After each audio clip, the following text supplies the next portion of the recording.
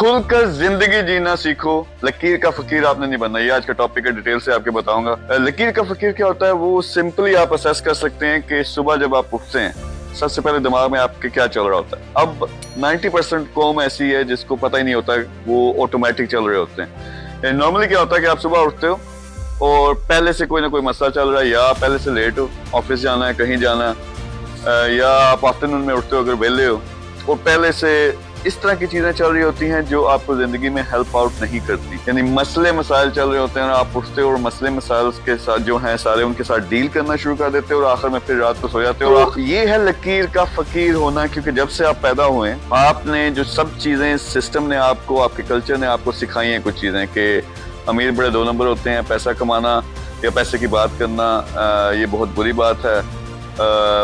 फिर छोटी छोटी ठगियां, छोटे छोटे सिस्टम की जो चीजें हैं कि गरीब को मौका नहीं मिलता, ये सब दिमाग में ठोंस देता है और वो गरीब सोच ही, हमारी सोच ही गरीब वाली बन जाती है। तो वही सोचें जब अगर चलती रहेंगी तो उसी तरह आप जिंदगी में एक्शन लेंगे और वही आपको रिजल्ट्स मिलेंगे।